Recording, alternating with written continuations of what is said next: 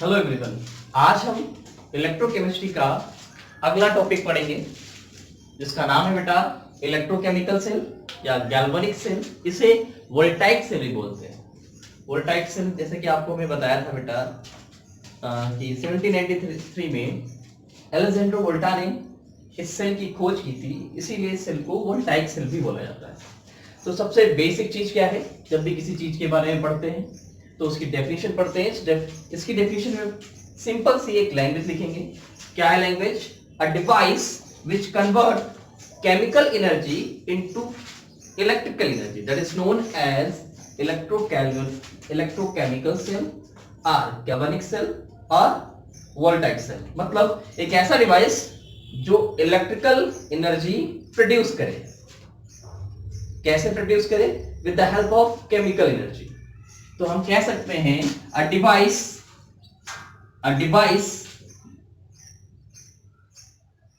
which used to convert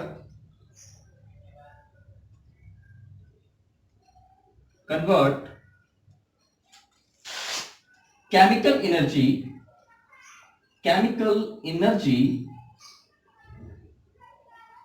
into electrical energy.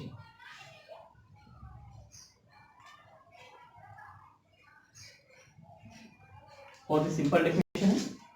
जैसा कि पहले हमने इलेक्ट्रोलाइटिक सेल के बारे में पढ़ा था, वहां पे क्या था बेटा? वहां हम इलेक्ट्रिकल एनर्जी की मदद से केमिकल एनर्जी प्रोड्यूस करते थे, और यहां पे क्या करेंगे? केमिकल एनर्जी की हेल्प से हम इलेक्ट्रिकल एनर्जी प्रोड्यूस करेंगे। अब जैसा कि हमने इलेक्ट्रोलाइटिक सेल में पढ़ा था कि जो रिएक्शन इलेक्ट्रोलाइटिक सेल में हो रही थी उसका नेचर, वैसे ही इलेक्ट्रोकेमिकल सेल में भी एक रिएक्शन होगी, एक केमिकल रिएक्शन होगी जिसका एक खुद का नेचर होगा। अगर उस रिएक्शन के नेचर की बात की जाए तो जो भी रिएक्शन इलेक्ट्रोकेमिकल सेल में होगी दैट इज स्पॉन्टेनियस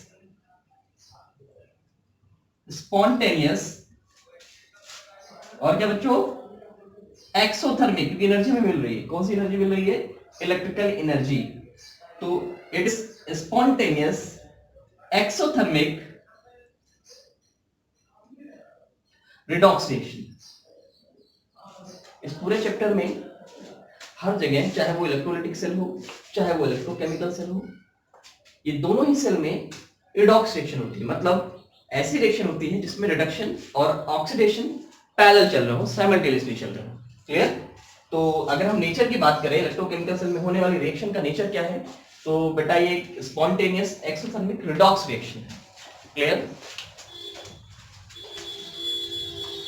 अगर बेटा बात करें स्पॉन्टेनियस, तो सबको पता है एक ऐसा रिएक्शन जिसको इनिशिएट करने के लिए सिर्फ एनर्जी दी जाए या एनर्जी ना भी दी जाए वो अपने आप होने लगे। एक ऐसा रिएक्शन जिसमें reactant without any help product में कन्वर्ट हो जाए। मतलब ना तो हम एनर्जी दे, क्लियर, और हमें आसानी से रिएक्टेंट से क्या मिल जाए? प्रोडक्ट। मतलब एक ऐसी रिएक्शन जिसमें हम रिएक्टेंट को या तो इनिशिएट कर दे या इनिशिएट भी करने की जरूरत नहीं है, जो अपने आप ही रिएक्टेंट से क्या बन जाए? प्रोडक्ट। एक ऐसी रिएक्शन या एक ऐसा प्रोसेस जिसे करने के लिए एक्सटर्नल इंटरवेंशंस की नीड नहीं होती है, किसी एक्सटर्नल सपोर्ट की जरूरत नहीं होती, ऐसे प्रोसेस को बोलते हैं स्पॉन्टेनियस। अगर वो केमिकल लैंग्वेज में देखी जाए, अगर केमिस्ट्री के लैंग्वेज में देखी जाए, तो अगर रिएक्टेंट से प्रोडक्ट विदाउट एनी हेल्प, मतलब हेल्प क्या? बिना किसी एनर्जी दिए बन जाए। बस एक बार हम रिएक्टेंट को इनिशिएट कर दें, रिएक्शन को इंसाइट कर दें और हमें रिएक्टेंट से क्या मिल जाए? प्रोडक्ट। तो ऐसी रिएक्शंस को बोलेंगे स्पॉन्टेनियस रिएक्शन। और ऐसी रिएक्शन के लिए बेटा जो डेल्टा जी की वैल्यू होती है वो नेगेटिव होती है। Negative. Clear? Free energy change की वैल्यू क्या होती है? नेगेटिव। क्लियर बच्चा? अगर बात करें एक्सोथर्मिक, तो एक ऐसे रिएक्शन जिसके फलस्वरूप हमें एनर्जी मिले। क्या मिले? एनर्जी। मतलब रिएक्टेंट से प्रोडक्ट बन रहा है और बदले में हमें क्या मिल रही है? एनर्जी। मतलब एनर्जी रिलीज हो रही है। तो ऐसी कंडीशन पे जो डेल्टा एच की वैल्यू होती है बेटा, मतलब चेंज इन एंथैल्पी होता है जो रिएक्शन के लिए, वो बेटा होता है नेगेटिव। क्या होता है? नेगेटिव। क्लियर? अगर प्रोसेस की बात की जाए, स्पॉन्टेनियस प्रोसेस मतलब डेल्टा जी नेगेटिव, एक्सोथर्मिक मतलब delta H negative. Clear? Redox का मतलब आपको पता ही है। तो ये हो गया कंप्लीट नेचर की बात। इलेक्ट्रोकेमिकल सेल में जो रिएक्शन होती है उसका नेचर क्या है, ये है। अब बात करते हैं कि इलेक्ट्रोकेमिकल सेल बनता कैसे है, इसका कंस्ट्रक्शन कैसे होता है। तो देखते हैं।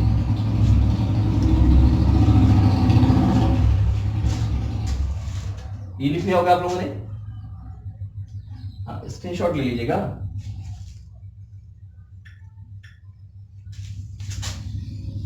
अब बात करते हैं कंस्ट्रक्शन ऑफ इलेक्ट्रोकेमिकल सेल। तो बोला जाता है बेटा, एक सिंपल लैंग्वेज में बोल सकते हैं, it is a combination of two half cell. मतलब अगर दो हाफ सेल को जोड़ दिया जाए, कंबाइन कर दिया जाए, तो इससे हम क्या बना सकते हैं, इलेक्ट्रोकेमिकल सेल। अब सवाल ये पैदा होता है कि हाफ सेल क्या है। क्लियर? जैसा कि बोला हमने, एक सेंटेंस अभी बोला था कि कंस्ट्रक्शन ऑफ इलेक्ट्रोकेमिकल सेल की बात की जाए तो it is a combination of two half cells, two half cells या two single electrode. Half cell को हम सिंगल इलेक्ट्रोड भी बोलते हैं। तो अगर इसके कॉम्बिनेशन की बात की जाए तो हमने लाइन क्या बोली, it is a combination of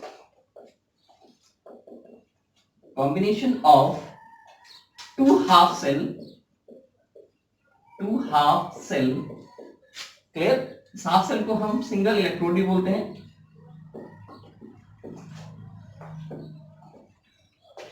question ये राइज होता है, हाफ सेल क्या है, सिंगल इलेक्ट्रोड क्या है।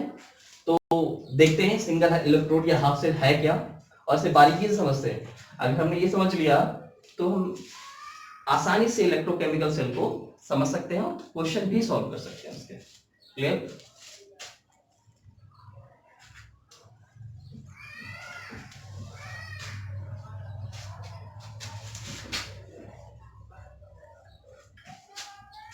चलिए बेटा बात करते हैं हाफ सेल की। इसे सिंगल इलेक्ट्रोड भी बोलते हैं।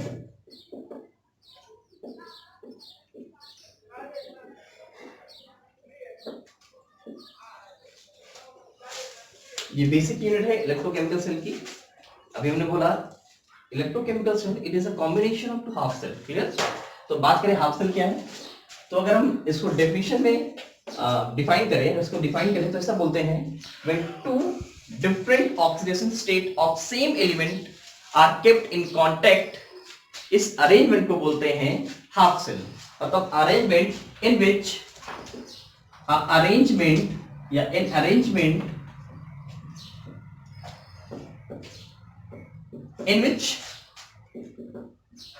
in which two different oxidation state of same element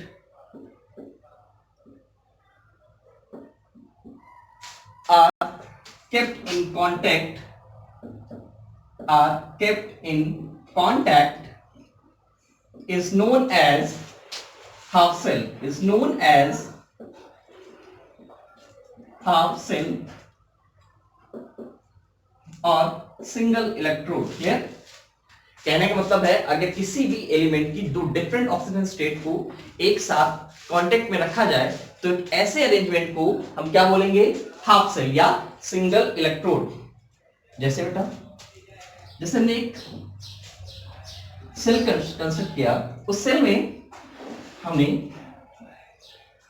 एक जिंक मेटल की रॉड ली। क्लियर? और जो सोल्यूशन भरा, जो इलेक्ट्रोलाइट लिया, वो ले लिया जिंक सल्फेट।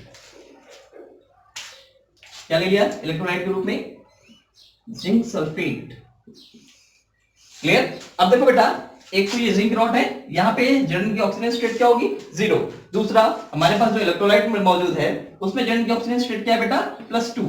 तो according to definition, when two different oxidation state of same element are kept in contact, the element is known as half cell। इसे हम क्या बोलेंगे, हाफ सेल या सिंगल इलेक्ट्रोड। क्यों बोलेंगे, क्योंकि यहां पे दो different oxygen state same element की एक दूसरे के साथ कांटेक्ट में रखी हुई है। इस पूरे क्या बोलेंगे बेटा, हाफ सेल। क्लियर? अगर बात की जाए टाइप ऑफ हाफ सेल के बारे में, तो देखिए टाइप ऑफ हाफ सेल भी पढ़ लेते हैं, उसे बोर्ड में कभी पूछा नहीं गया है, फिर भी देख लेते हैं, पता होना चाहिए कि हाफ सेल कैसे किन किन तरीकों से बनाया जा सकता है। क्लियर बच्चों? तो अगर टाइप ऑफ हाफ सेल की बात की जाए, टाइप ऑफ हाफ सेल पहला है metal ion half cell, metal ion half cell या सिंगल इलेक्ट्रोड हाफ सेल को हम सिंगल इलेक्ट्रोड भी बोलते हैं। क्लियर बेटा? नाम से ही जारी हो रहा है, इसमें हम मेटल लेंगे और मेटल का आयन लेंगे। क्लियर? जैसे अभी एग्जांपल दिया था, सेम एग्जांपल, क्या करें, एक हाफ सेल लें जिसमें हम एक मेटल लें और उसी मेटल का कोई आयनिक सोल्यूशन ले लें, कोई इलेक्ट्रोलाइट ले लें। लाइक अभी हमने थोड़ी देर पहले एग्जांपल दिया था, जिंक रॉड ले ली, जिंक इलेक्ट्रोड ले लिया, जिंक रॉड ले लिया और इस जिंक रॉड को डिप कर दिया जिंक सल्फेट के सॉल्यूशन में। तो इस अरेंजमेंट को बोलेंगे बेटा हाफ सेल। किस टाइप का हाफ सेल है ये है बेटा metal ion half cell. Clear? ये हो गया पहला टाइप। अब बात करें दूसरे टाइप की, तो दूसरा टाइप है बेटा आयन हाफ सेल। क्या बेटा? Ion half cell. क्लियर? अगर बात की जाए आयन हाफ सेल की, नाम से ही जाहिर हो रहा है, यहाँ पे दो डिफरेंट आयन एक दूसरे के कांटेक्ट में रखे जाएंगे। जैसे बात की जाए आयरन की, दो डिफरेंट ऑक्सीजन स्टेट पाई जाती है।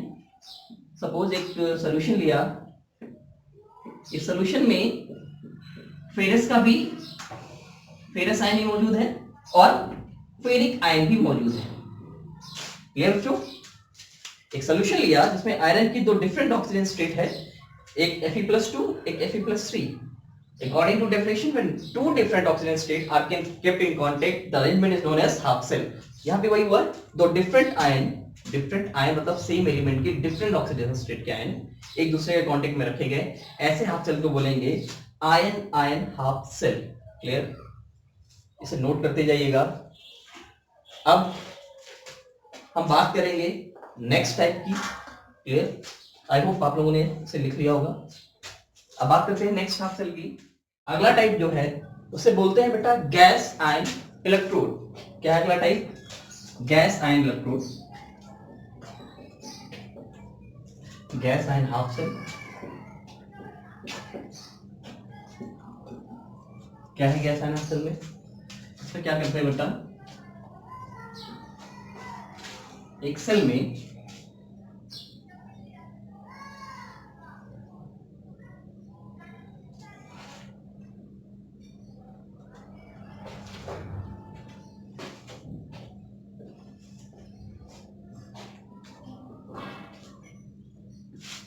ये कोई मेटालिक कंडक्टर है, कोई मेटल लिख सकते हैं, मेटालिक कंडक्टर। क्लियर? ये मेटालिक कंडक्टर है। इसके एक सिरे से सपोज यहाँ हाइड्रोजन गैस इलेक्ट्रोड लेते हैं, तो हाइड्रोजन गैस को फिल करेंगे। क्लियर? और जो इलेक्ट्रोलाइट होगा वो हम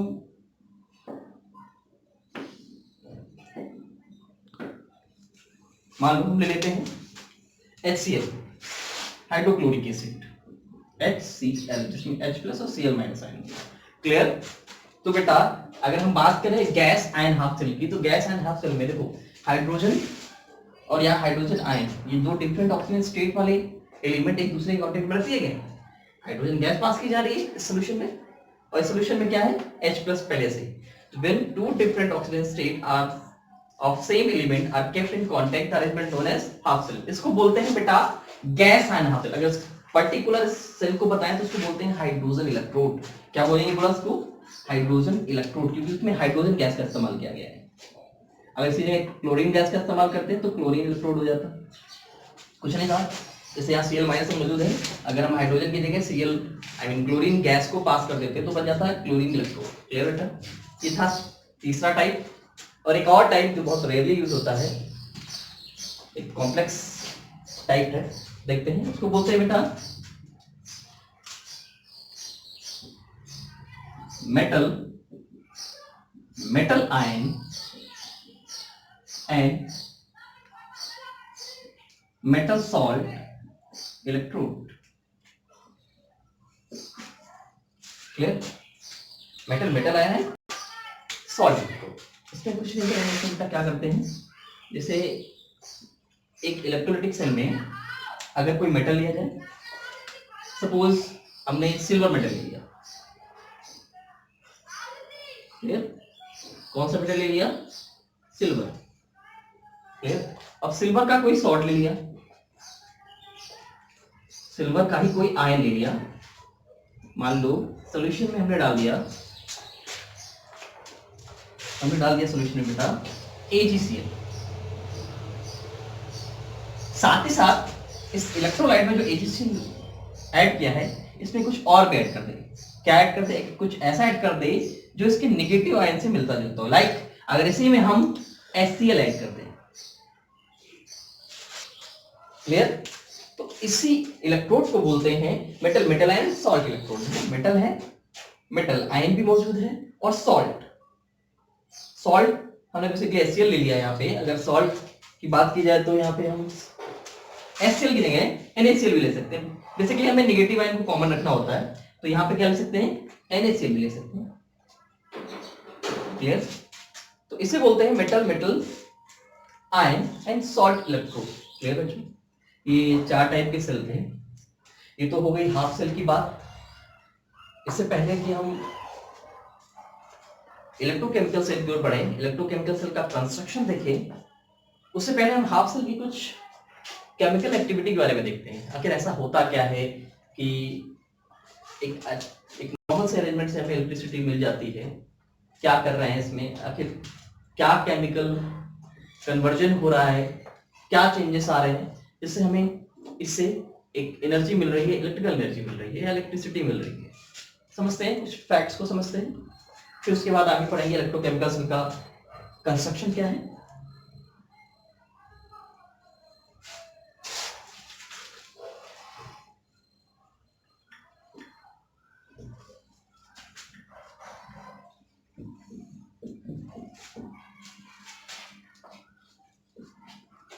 अबे लौंडे, हाफ सेल में आखिर ऐसा होता क्या है जिससे इलेक्ट्रिकल एनर्जी मिलती है?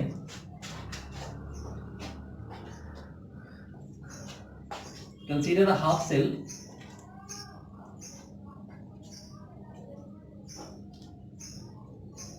क्लियर? ये एक metal metal ion half cell है जिसमें हमने जिंक मेटल लिया है और इलेक्ट्रोलाइट के रूप में जिंक सल्फेट ले लिया। क्लियर? मतलब यहां मेटल की, एक ही मेटल की, सेम एलिमेंट की 2 डिफरेंट ऑक्सीडेशन स्टेट एक कांटेक्ट में आ गई। क्लियर? तो इस रेंज में क्या बोलेंगे? Half cell. अगर इस हाफ सेल में हम ध्यान से देखें तो यहाँ पे Zn की 2 डिफरेंट ऑक्सीडेशन स्टेट है, एक 0 और एक +2। क्लियर? अब एक सेंटेंस बताते हैं, किसी भी इलेक्ट्रोपॉजिटिव एलिमेंट की जो पॉजिटिव स्टेट है बेटा वो ज्यादा स्टेबल होती है। किसी भी इलेक्ट्रोपॉजिटिव एलिमेंट की पॉजिटिव स्टेट ज्यादा स्टेबल होती है। जैसे बात की जाए सोडियम की, तो बेटा ये सोडियम एक इलेक्ट्रोपॉजिटिव एलिमेंट है, तो अगर ये Na और Na+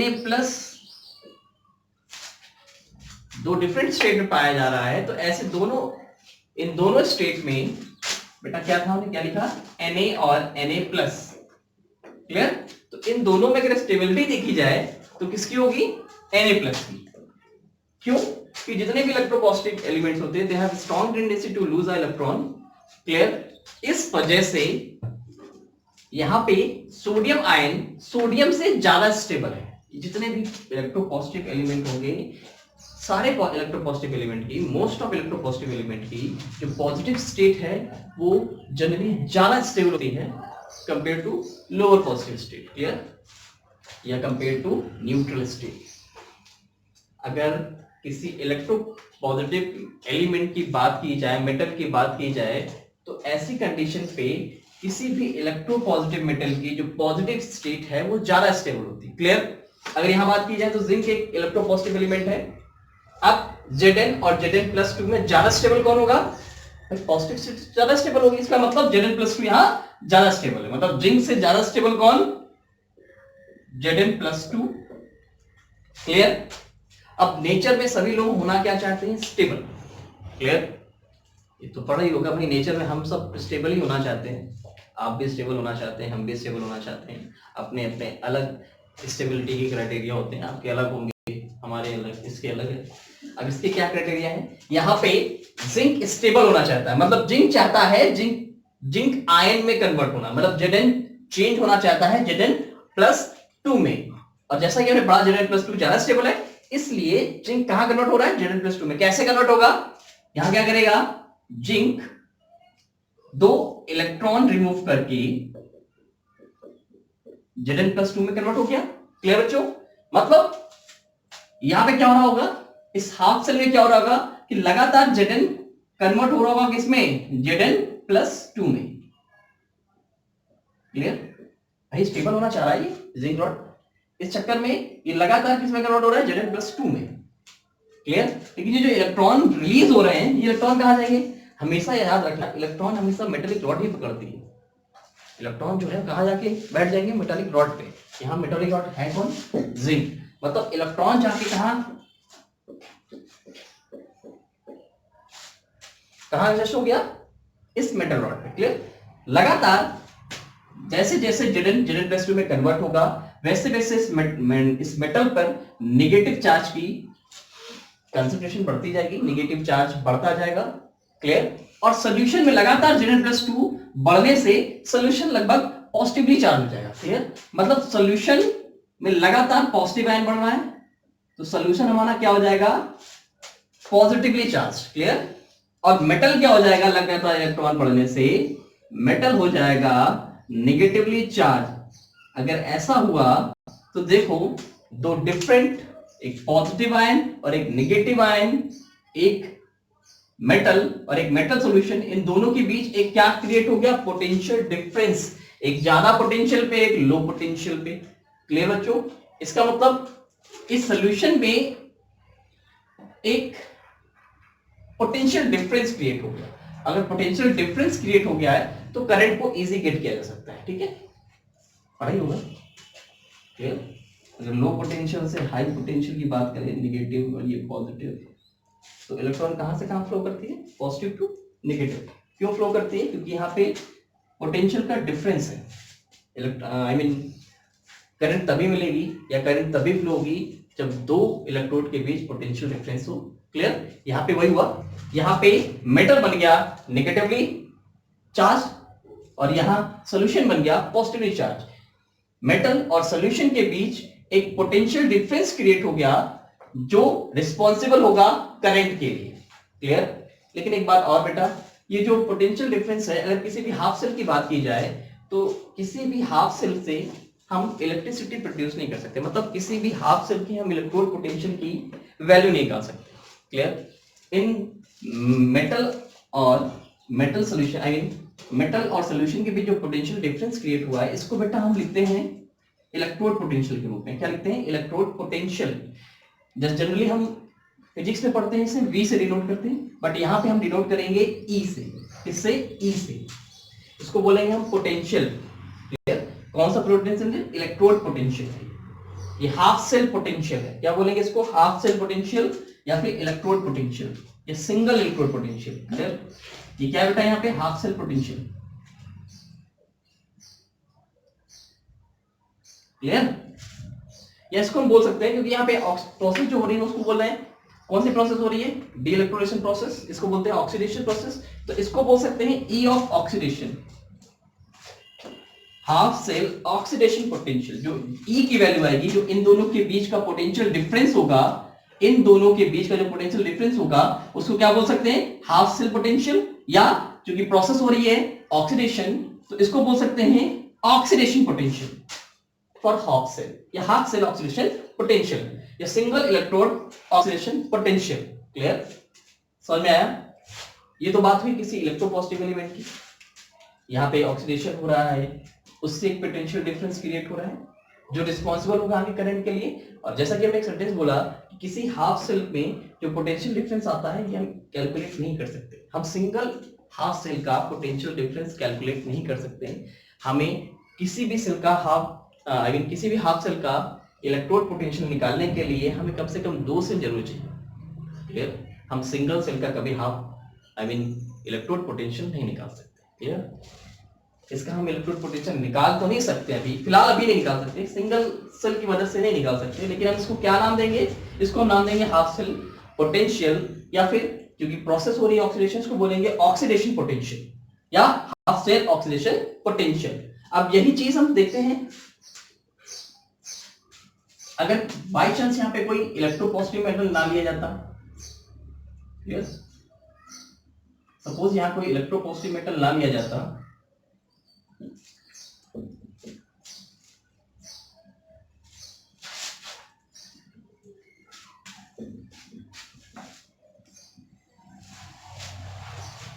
तो ध्यान दीजिएगा, इसको फिर से बना देते हैं, भी हमारे काम आ जाएगा ये।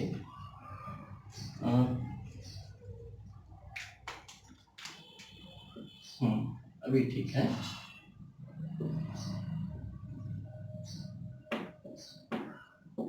ये हमारे पास जिंक हाफ सेल है,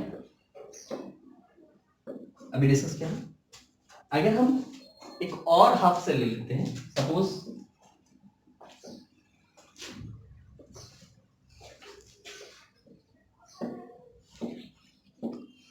यहां पे अब हमने मेटल के रूप में ले लिया कॉपर, और जो इलेक्ट्रोलाइट था वो कॉपर का ही कोई ले लेते हैं भाई, कोई भी इलेक्ट्रोलाइट ले लेते हैं कॉपर का, ले लिया हमने यहां CuSO4। देखो ये आपसे तैयार हो गया, मेटल आयन एक दूसरे के कांटेक्ट में है, दो डिफरेंट ऑक्सीजन एक दूसरे के कांटेक्ट में, हाफ सेल क्रिएट हो गया।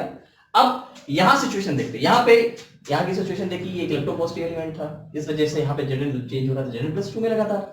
अब यहां की सिचुएशन देखते हैं, ये कॉपर, इसको बोलते हैं less electropositive element, less electropositive, ये इलेक्ट्रोपॉजिटिव एलिमेंट नहीं है, ये बहुत ही लेस इलेक्ट्रोपॉजिटिव एलिमेंट है। तो अगर बात की जाए, जैसे यहाँ बात हमने बोली थी कि जितने भी इलेक्ट्रोपॉजिटिव एलिमेंट होते हैं उनकी पॉजिटिव स्टेट ज्यादा स्टेबल होती है, वैसे ही जो लेस इलेक्ट्रोपॉजिटिव एलिमेंट है उनकी लोअर ऑक्सीडेशन स्टेट, ये तो बोले जीरो ऑक्सीडेशन स्टेट, ज्यादा स्टेबल होती है। तो यहाँ पे अगर स्टेबिलिटी की बात करेंगे तो यहाँ Cu ज्यादा स्टेबल है Cu+2 से। क्लियर? तो अब यहां भी कॉपर आयन स्टेबल होना चाहेगा, है ना? कैसे स्टेबल होना चाहिए? यहाँ पे कॉपर ज्यादा स्टेबल है, तो यहाँ पे उल्टी कंडीशन है, यहाँ पे क्या होगा? Cu+2 किसमें चेंज होना चाहेगा? Cu में। समझ आ रहा है बच्चों? यहाँ पे Cu+2 कैसे चेंज होगा? यहाँ Cu+2 क्या करेगा? 2 इलेक्ट्रॉन लेगा और Cu में डिपोजिट हो जाएगा। इसका मतलब लगातार सोल्यूशन क्या किसका लिया था? CuSO4 का, मतलब यहाँ पे क्या मौजूद था? Cu+2 सोल्यूशन में मौजूद था। ये जो सोल्यूशन में Cu+2 मौजूद था, ये लगातार किसमें कन्वर्ट होने लगा? Cu में। और ऐसा करने के लिए क्या जरूरत पड़ी? इलेक्ट्रॉन कहां से मिलेंगे? कंडक्टर से मिलेंगे। कंडक्टर कौन है यहाँ पे? ये मेटालिक वायर, ये मेटालिक रॉड। तो इसका मतलब लगातार मेटालिक रॉड से इलेक्ट्रॉन निकल रहे हैं, उन इलेक्ट्रॉनों की हेल्प से Cu+ आयन किसमें कन्वर्ट हो रहा है? Cu में। तो इसका मतलब यहां से इलेक्ट्रॉन निकल रहे हैं, तो यहां मेटल क्या हो गया? Positively charge. लगातार इलेक्ट्रॉन निकल रहे हैं तो जाहिर सी बात है ये पॉजिटिव चार्ज हो गया। और जो सोल्यूशन था, इस सोल्यूशन में लगातार पॉजिटिव आयन घट रहा है, इस Cu+2 कम हो रहा है, Cu में कन्वर्जन हो रहा है इसका, तो लगातार Cu+ के कम होने से बढ़ गया रहा है सल्फेट आयन। मतलब अब यहां पे सोल्यूशन हो गया नेगेटिवली चार्ज। क्लियर? और मेटल रॉड क्या हो गया? Positively charge. एक पोटेंशियल डिफरेंस क्रिएट हो गया, एक पॉजिटिव सिरा एक नेगेटिव सिरा, इन दोनों के बीच एक डिफरेंस क्रिएट हो गया। इस पोटेंशियल डिफरेंस को क्या बोलेंगे? Half cell electrode potential, half cell electrode potential या सिंगल इलेक्ट्रोड पोटेंशियल। बट यहां प्रोसेस क्या हो रहा है? इलेक्ट्रोनेशन प्रोसेस, मतलब रिडक्शन प्रोसेस, इसलिए इसको हम बोल सकते हैं रिडक्शन पोटेंशियल। क्या बोल सकते हैं? रिडक्शन पोटेंशियल, ई रिडक्शन। क्लियर? इसे हाफ सेल पोटेंशियल बोलेंगे, क्योंकि हाफ सेल में जो पोटेंशियल डिफरेंस क्रिएट हुआ तो हाफ सेल पोटेंशियल बोलेंगे। जैसा कि यहां हुआ था वैसा यहां हुआ है। यहां पे क्या था? ये मेटल बन गया था नेगेटिवली चार्ज, भाई ये मेटल बन गया था नेगेटिवली चार्ज, और ये सॉल्यूशन बन गया था पॉजिटिवली चार्ज। इन दोनों के जो बीच पोटेंशियल डिफरेंस क्रिएट हुआ था उसको बोला था ई ऑक्सीडेशन। अब जैसा कि हमने एक चीज बोला था कि सिंगल हाफ सेल का या सिंगल इलेक्ट्रोड का हम इलेक्ट्रोड पोटेंशियल कैलकुलेट नहीं कर सकते हैं। क्लियर? हम अगर इस सिंगल हाफ सेल को लें और बोले कि भाई इसका ई रिडक्शन निकालो तो नहीं निकाला जा सकता। इसी तरीके हम इसकी बात करें, नहीं निकाला जा सकता। लेकिन अगर इन्हीं दो हाफ सेल को हम कनेक्ट कर दें तो आसानी से इन दोनों के बीच जो पोटेंशियल डिफरेंस है उसको निकाला जा सकता है। क्लियर? और एक बात और बेटा, अगर हम इन दोनों को कनेक्ट करेंगे तो इन दोनों का इंडिविजुअल रिडक्शन पोटेंशियल नहीं निकलेगा भाई, इन दोनों में निकलेगा ये कितना हायर है कितना लोअर, इन दोनों के बीच निकलेगा। अगर हमें चाहिए कि नहीं कॉपर और कॉपर आयन के इलेक्ट्रोड का इलेक्ट्रोड पोटेंशियल निकालना है, सिंपल यही चाहिए, तो ऐसी कंडीशन में हम किसी भी हाफ सेल को hydrogen electrode hydrogen half cell से अगर जोड़ दें तो हम आसानी से निकाल सकते हैं कि कितना इसका रिडक्शन पोटेंशियल होगा, कितना इसका ऑक्सीडेशन पोटेंशियल। क्यों? क्योंकि जो हाइड्रोजन का इलेक्ट्रोड पोटेंशियल होता है शून्य, 0। क्लियर? अगर हम इसी को हाइड्रोजन गैस इलेक्ट्रोड के साथ जोड़ दें,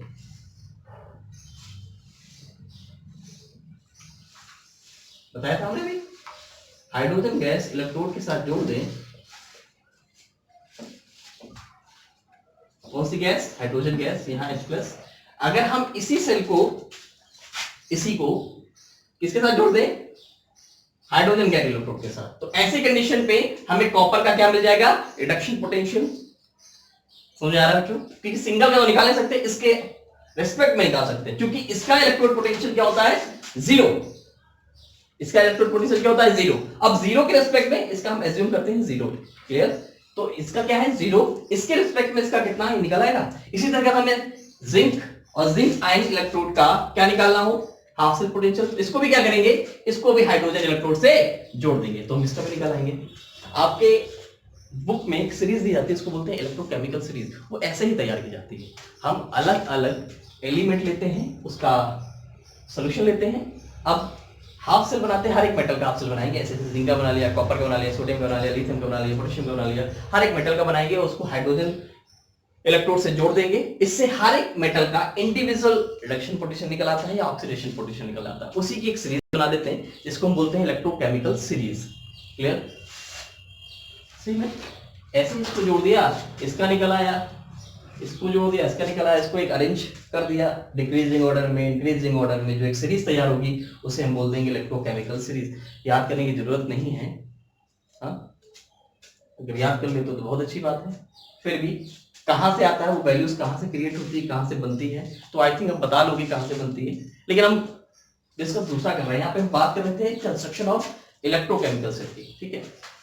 आई थिंक अब आप लोगों से पूछा जाए इलेक्ट्रोकेमिकल सीरीज में ये वैल्यूज कहां से लिखी हुई है, कहां से लाई गई है, तो कहीं से लाई नहीं गई, निकाली गई, ऐसे निकाली गई। ठीक है? बट हमारा अभी यहाँ मोटिव अलग है।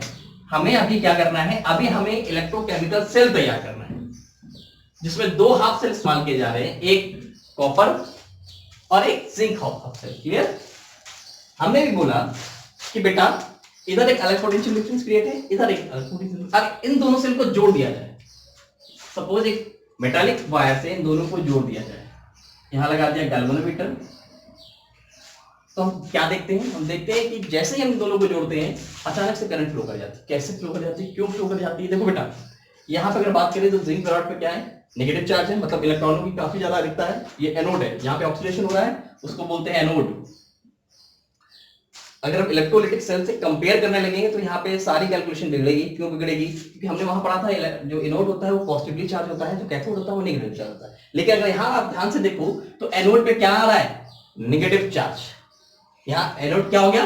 Negative charge. तो अगर हम साइन के बेसिस पे एनोड और कैथोड की डेफिनेशन को दिमाग में रखेंगे तो कहीं ना कहीं हम गड़बड़ करेंगे। हमें बस इतना याद होना चाहिए कि एनोड पे ऑक्सीडेशन होता है, कैथोड पे रिडक्शन होता है। इसको ऐसे याद कर सकते हैं, आओ सीआर, एनोड पे ऑक्सीडेशन, कैथोड पे रिडक्शन।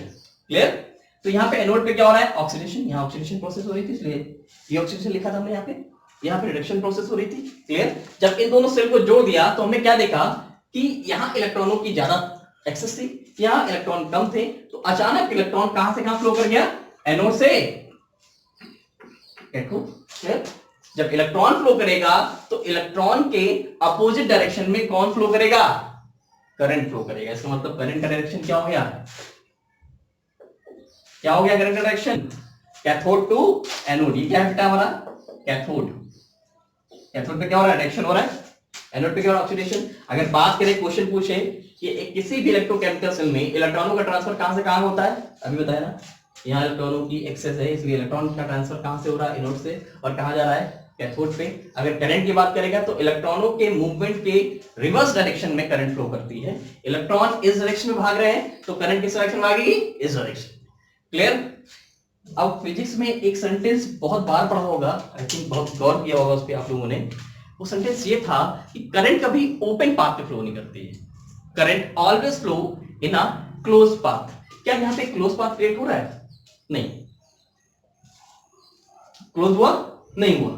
अब क्लोज कैसे करें, तो क्लोज करने के लिए हम एक यू शेप ट्यूब का इस्तेमाल करते हैं जिसको बोलते हैं सॉल्ट ब्रिज।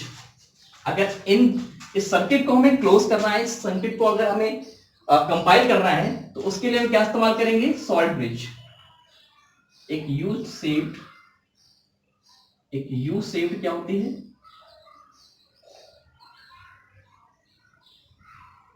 ट्यूब। इस यू शेप ट्यूब को बोलते हैं क्या, सॉल्ट ब्रिज।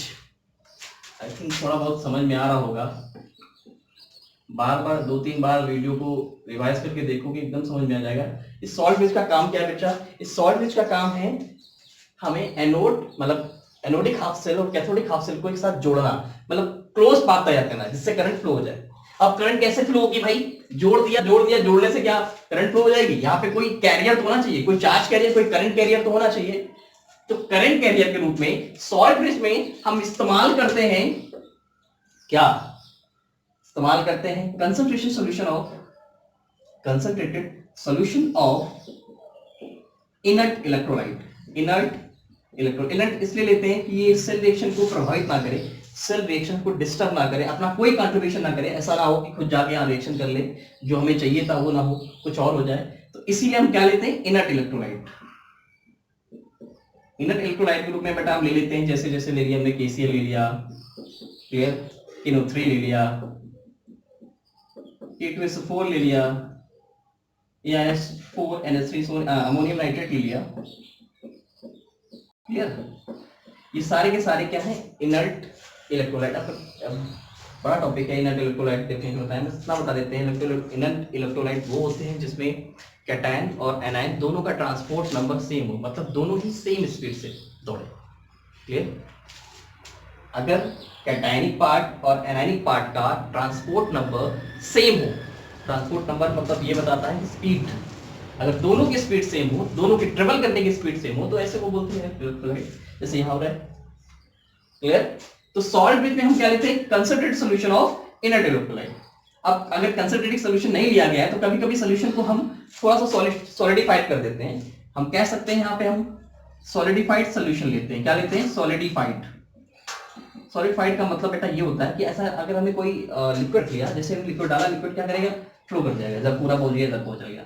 तो हमारे रिक्वायरमेंट पूरा नहीं होगा कि हमें सेल से इलेक्ट्रिसिटी शॉर्ट ड्यूरेशन के लिए चाहिए, हमें ऐसे शॉर्ट ड्यूरेशन के लिए इलेक्ट्रिसिटी नहीं चाहिए, हमें लॉन्ग ड्यूरेशन के लिए इलेक्ट्रिसिटी चाहिए, हमें लगातार इलेक्ट्रिसिटी मिलती रहे। अगर हम सॉल्ट ब्रिज का सारे आयन अचानक से एक दूसरे सेल में चले गए तो कुछ नहीं होगा, शॉर्ट ड्यूरेशन के लिए करंट आएगी, फिर से पाथ कैसा हो गया, ओपन, भाई कुछ है ही नहीं, कैसे चार्ज कैरियर फ्लो करेंगे, कैसे क्लोज पाथ तैयार होगा।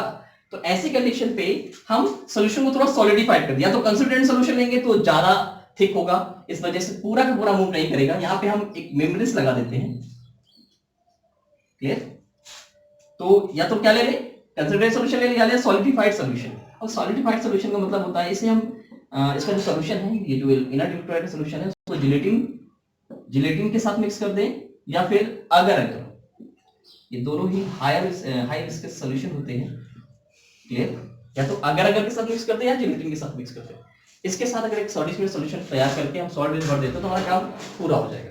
क्लियर, अब कैसे पूरा होगा ये भी देखते हैं भाई। ऊपर तो इलेक्ट्रॉन मूव कर गए, आउटर सर्किट में इलेक्ट्रॉन मूव कर रहे हैं, इनर सर्किट में आके क्या ट्रांसफर हो रहा है। देखो बेटा, अगर हम बात करें, ये सॉल्ट ब्रिज बहुत इंपॉर्टेंट है। क्यों इंपॉर्टेंट है, अगर हम सॉल्ट ब्रिज ना लेते हैं, बहुत अचानक क्या होता है, लगातार जब जैसे पॉजिटिव चार्ज बढ़ जाता, एक कंडीशन ऐसी आती है कि लगातार पॉजिटिव चार्ज बढ़ने से पॉजिटिव चार्ज और नेगेटिव चार्ज के बीच एक इक्विलिब्रियम मेंटेन हो जाता है। अब भाई ज्यादा से ज्यादा पॉजिटिव चार्ज बेयर नहीं कर पाता सॉल्यूशन, अब जो नया आता उसको ये जो सोल्यूशन वाले पॉजिटिव चार्ज से रिपल कर दें, आने ना देते, तो क्या होता, एक इक्विलिब्रियम हो जाता है, जितना पॉजिटिव चार्ज में कन्वर्जन हो रहा है उतना ही पॉजिटिव चार्ज से वापस कन्वर्जन हो रहा है मेटल में, तो एक इक्विलिब्रियम मेंटेन हो जाता है। तो सॉल्ट बेस इस इक्विलिब्रियम को तोड़ता है। कैसे तोड़ता है? जैसे इसमें पॉजिटिव चार्ज की बहुत ज्यादा एक्सेस हो गई, बहुत ज्यादा पॉजिटिव चार्ज आ गया, तो ऐसी कंडीशन पे जैसे मैं आप केसी लिया तो ये अपने नेगेटिव आयन को यहां फ्लो करा देगा। क्लियर? नेगेटिव आयन को फ्लो करा देगा, नेगेटिव आयन आएगा तो पॉजिटिव चार्ज का कंसंट्रेशन कम होगा, और यहां से सॉल्यूशन से, जैसे यहां सॉल्यूशन में यहां पे पॉजिटिव आयन की संख्या बढ़ रही है, एक्सेस बढ़ रहा है, तो ऐसी कंडीशन पे Zn+2 कहां मूव कर जाएगा? इस ब्रिज के अंदर।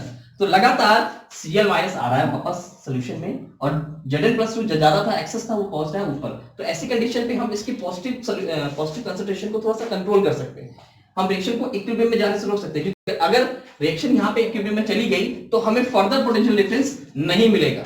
करंट मिली, शॉर्ट रिएक्शन मिली, अचानक जैसे इक्विलिब्रियम मेंटेन हुआ, हमें पोटेंशियल डिफरेंस मिलना बंद हो गया और करंट भी फ्लो करना बंद हो गई।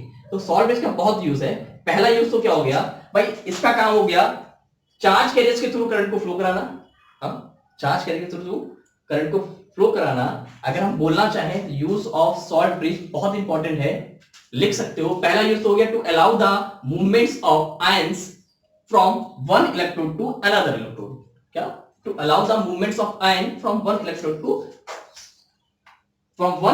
टू सेकेंड इलेक्ट्रोड या अदर इलेक्ट्रोड विदाउट एनी क्या, without any mixing of solution.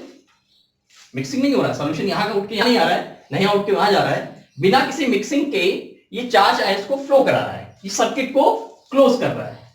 Clear? तो भाई अगर यूज देखना चाहे यहीं पे लिख लीजिए, बहुत बार पूछा भी जाता है, लिख लीजिए। पहला यूज क्या हो गया सॉल्ट ब्रिज का? To allow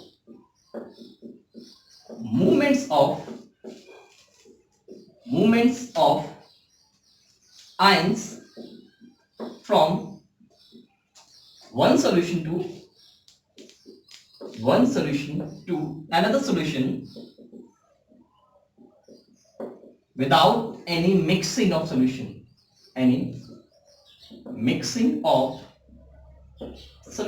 clear? बिना किसी मिक्सिंग के।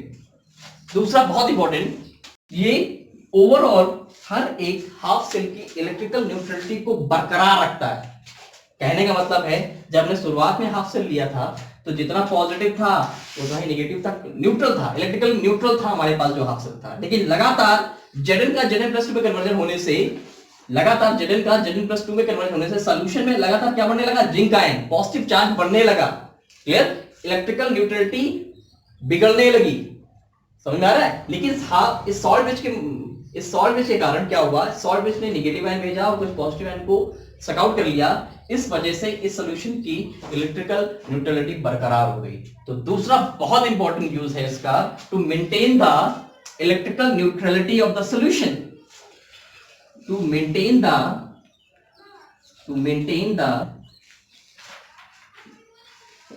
इलेक्ट्रिकल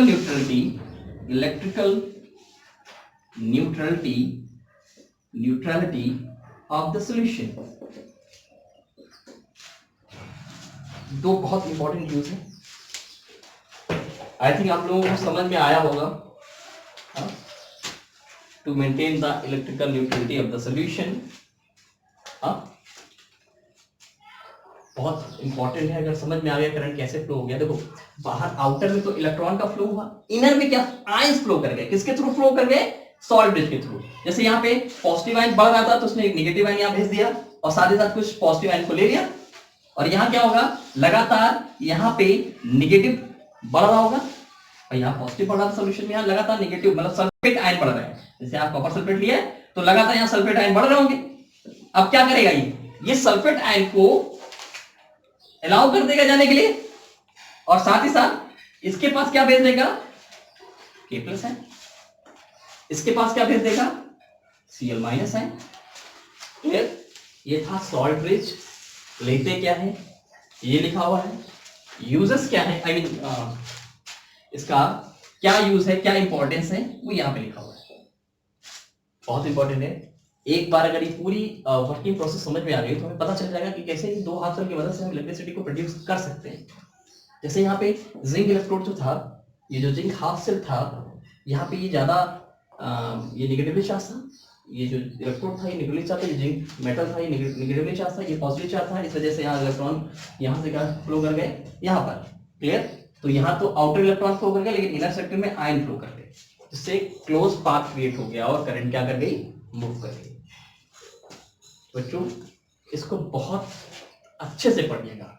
अगर एक एक चीज क्लियर है आपको, तो किसी भी टाइप का क्वेश्चन पूछ लिया जाए, किसी भी एग्जाम में पूछ लिया जाए, अगर ये सारी वर्किंग प्रोसेस समझ में आ रही है, आखिर हो क्या रहा है, एक इलेक्ट्रोलिटिक सेल के अंदर क्या हो रहा है, आई मीन इलेक्ट्रोकेमिकल सेल के अंदर क्या हो रहा है, अगर हर एक चीज के बारे में नॉलेज है, तो आप कभी धोखा नहीं खाएंगे किसी भी क्वेश्चन पे।